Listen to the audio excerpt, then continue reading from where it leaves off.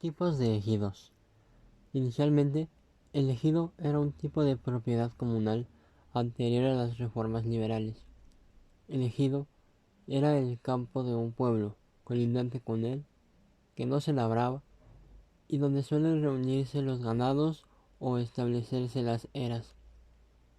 Los ejidos estaban afuera de los pueblos, eran terrenos de pastizales y bosques, y por tanto eran de uso común, por lo que eran libres para expandir los asentamientos humanos. Dado que eran tierras para cultivar, los liberales mexicanos consideraron estos ejidos como tierras baldías, susceptibles a ser repartidas a individuales. Los gobiernos emanados de la Revolución Mexicana retomaron el nombre de ejido para el nuevo sistema de tenencia de la tierra. El propósito inicial de la reforma agraria, a través del sistema de ejidos, fue el de restablecer la propiedad de quienes habían sido despojados de sus tierras durante la desamortización civil, aunque el repartimiento se extendió posteriormente a los campos sin tierras. Dicho reparto se dio a través de ejidos, que poseían personalidad jurídica y representación propia frente a las autoridades municipales, estatales y federales, sin posibilidad de ser vendidas o heredadas. Estaba formado por comunidades rurales concentradas en un asentamiento principal cuya producción agrícola, ganadera o forestal tenía propósitos económicos, pero también una parte para el autoconsumo. Previo a ello, y como resultado de la Revolución Mexicana de 1917, se implementó un proceso prolongado de reparto de tierras. Al final del periodo, se asignó más de la mitad del territorio al campesinado bajo la forma de lo que hoy conocemos como ejidos y comunidades agrarias. Los ejidos son núcleos agrarios con autonomía en el manejo del suelo, que mezclan bienes privados y comunes. Están divididos en 4 zonas. La primera, el asentamiento humano.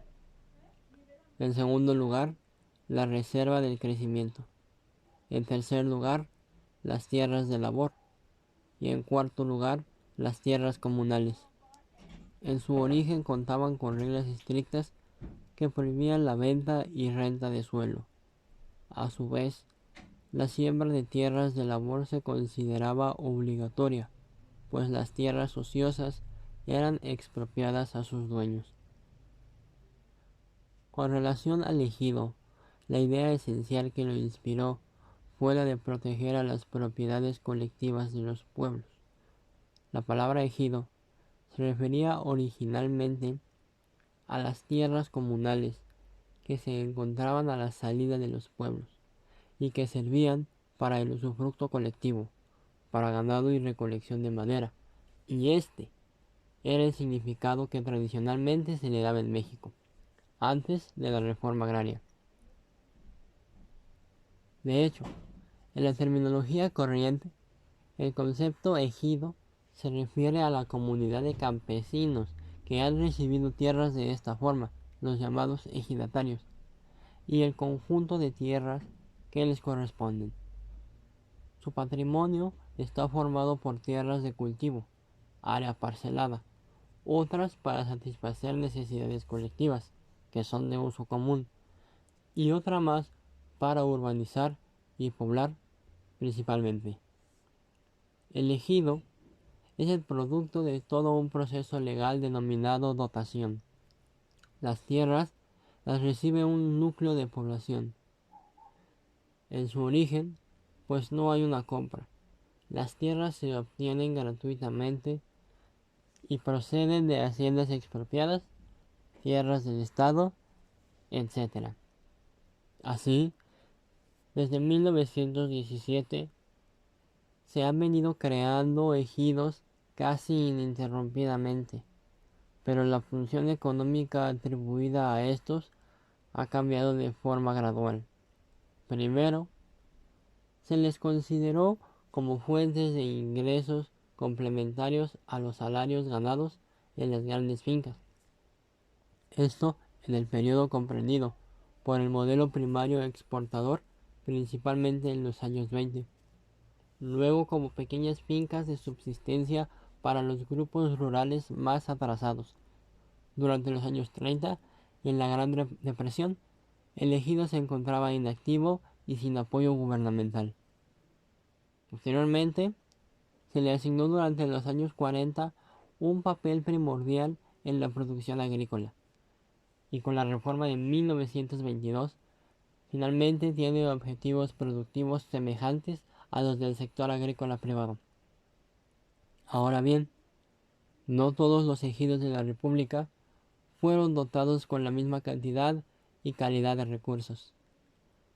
Muchos factores intervinieron en esta diferenciación, que en parte es responsable de las variaciones en la eficiencia económica y el funcionamiento institucional de los mismos.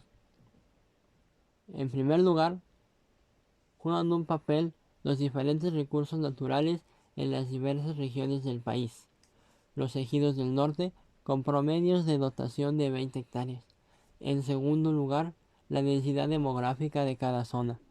Los ejidos del centro del país, con promedio de dotación de entre 3 y 4 hectáreas, y su relación con la estructura de tenencia en la época del reparto agrario.